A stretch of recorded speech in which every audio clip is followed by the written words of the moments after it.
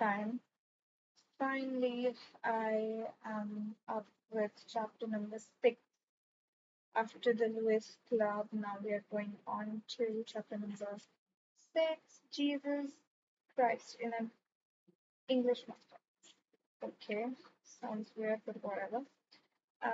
Yes, I walked to the Bright bookstore on Clement Street and obtained a used copy of The Soul of Sardo, written by a baker named Everett Booth, whose forearms grazed the cover, taut and darkly gleaming, cradling a loaf of bread, like it was likewise burnished.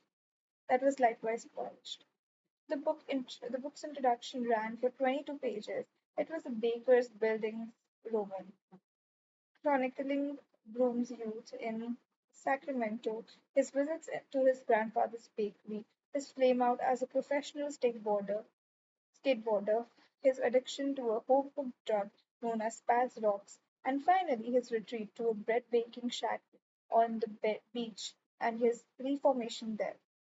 There were photos, all monochrome, a young man with a thick black beard below a face so clean and cherubic it made the bread appear glued on. It made the beard appear glued on.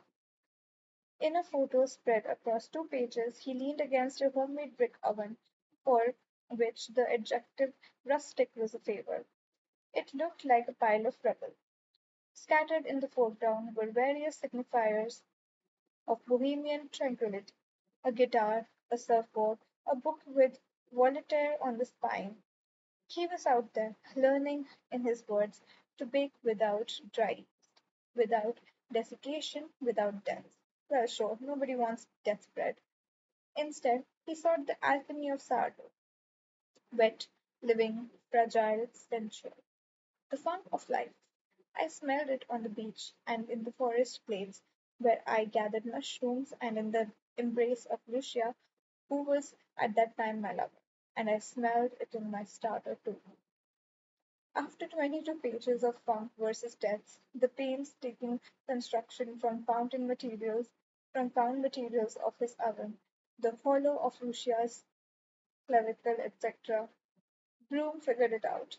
A photo showed a very young man with a very large beard grinning maniacally into the camera, hoisting a loaf of bread in the air like a trophy. The loaf was as big around as his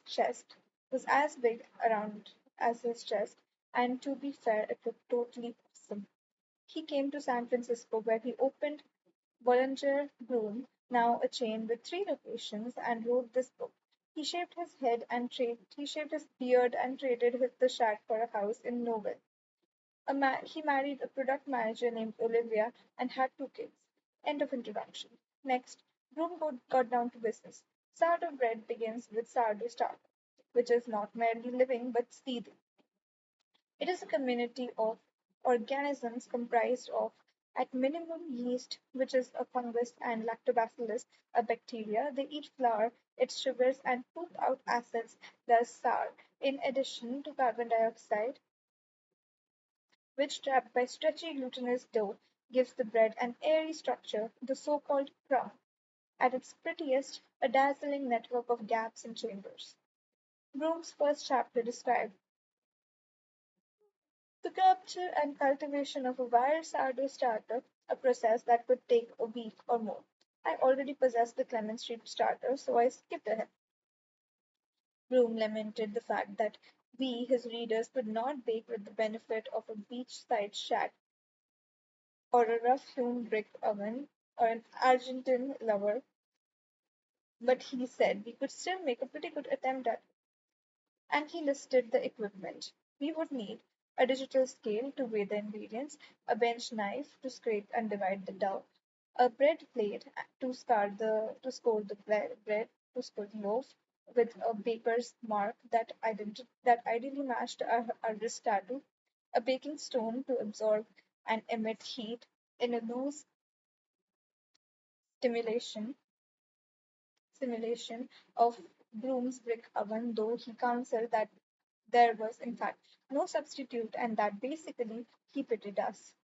I opened my laptop, called up the website of an expedient internet retailer, and pecked in the name of the sale, the precise brand and model that Bloom recommended.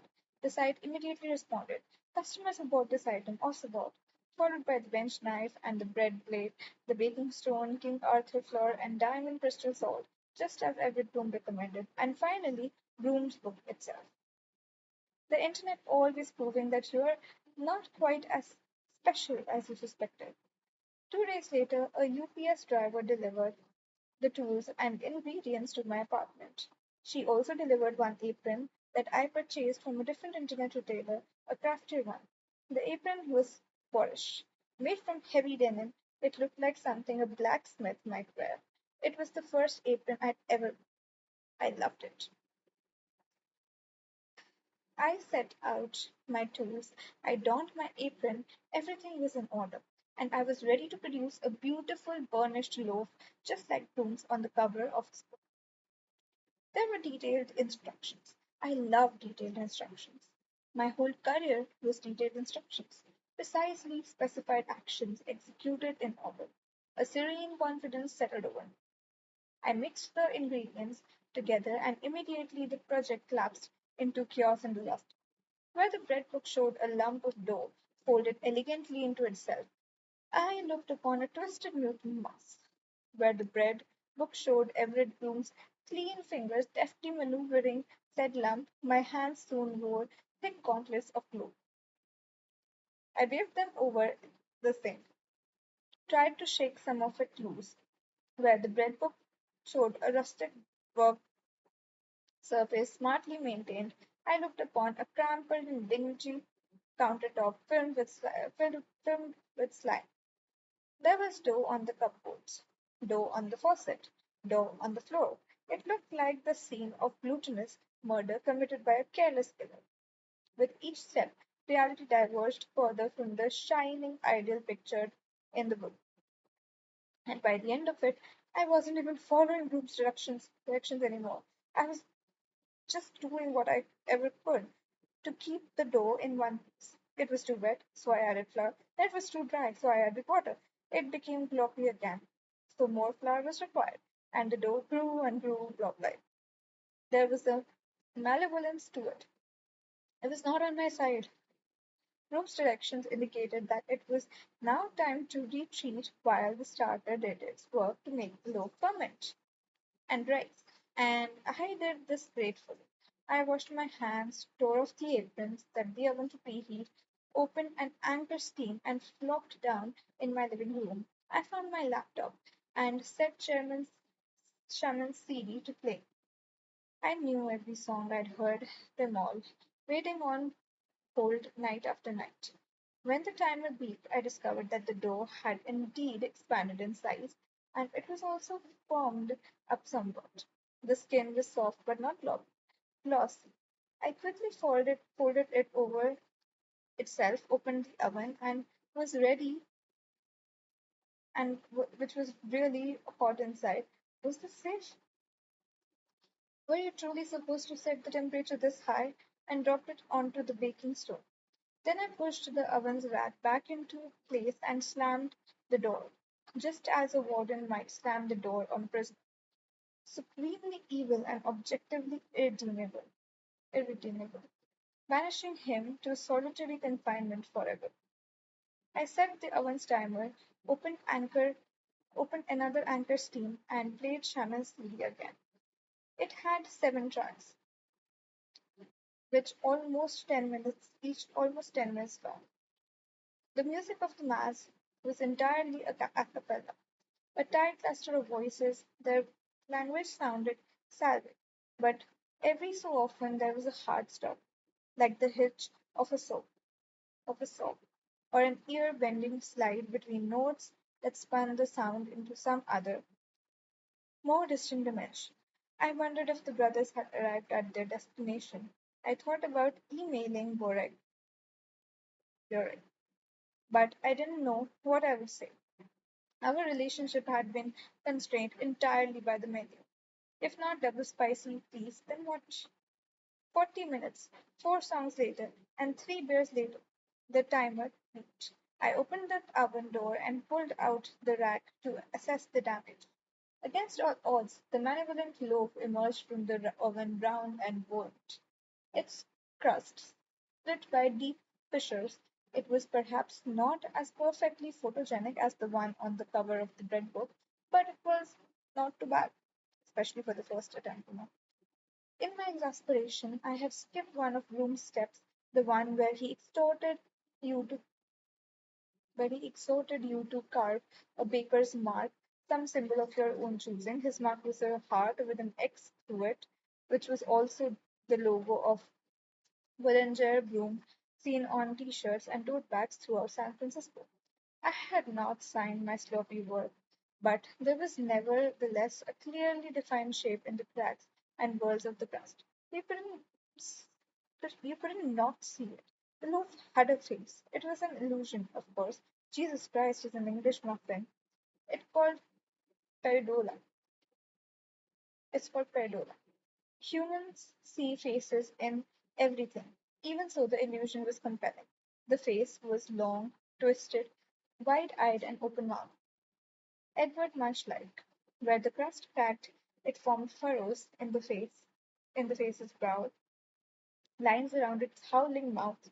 I reached down with oven mitts and lifted the loaf from the baking stove, almost expecting the face to relax and its expression remained fixed. But it was, of course, not a face but a crispy crust.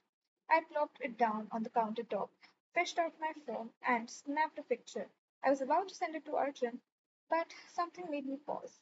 There was real pain in the phantom face. It wasn't funny. It was disturbing. I deleted the photo. In the bread book, Bloom counseled that it was essential now to wait, to let the bread cool, to allow the glutens to complete their final building. But I was hungry and I didn't want to stare at the face any longer. With my bread knife, which customers who brought this item also bought, I sawed through the loaf at its widest point, and, like the pigeon in the clouds, twisting apart in the wind, the illusion broke. I looked at the bread cross section, the crumb, and I giggled a little. I hadn't looked at the pictures in the book. This sourdough was not so perfectly inflated, its bubbles not so lacy, but seriously, not too bad. I made another cut, peeled away a rough slice, and blew across its surface, tossing it from one hand to the other. It was too hot to eat, but I began to eat it anyway. And it tasted just like bread that came with the double spicy. Oh, so good. This was Lurik's sourdough. There was no disputing it. But as I took one menacing bite after another, I'd been waiting hours. The fact asserted itself. I'd made it myself, from nothing but flour and water, and salt and a dollop of the Clement Street starter. The net cost of ingredients couldn't have been more than $1. And now I had this enormous loaf of bread, my favorite bread, my serenity bread. I was disappointed not to have any spicy soup for sopping. I didn't even have any butter. I ate it plain. That loaf of bread was the first thing I'd ever prepared myself. That did not come out of a box with instructions printed on the side. My apartment was snuffled with its smell. I knew and loved. The smell I knew and loved. I wanted to fish out my phone and dial the old number and cry out to Boric before he could put me on hold. I did it! Instead, I wrote an email, just a short message. Look what your number one eater made. Dispatched the address he'd written on the menu, to which I attached a photo of myself, proudly holding up silver slice, a sliver of a slice of sourdough, my cheeks full of the rest. Was it cute? It was cute. I sent it. The twisted face in the crust was forgotten as I carved and ate, until the whole loaf was gone. That's it. The chapter was all okayish, not too big, not too small. Next chapter is sharing the miracle.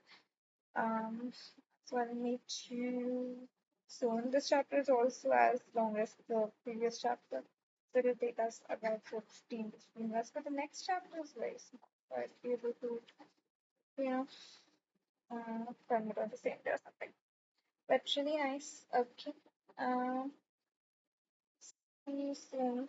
I'm gonna bookmark this chapter. Sun is big, sharing the character. Stars big as the moon. Yeah, okay. Bye bye. Thank you for listening.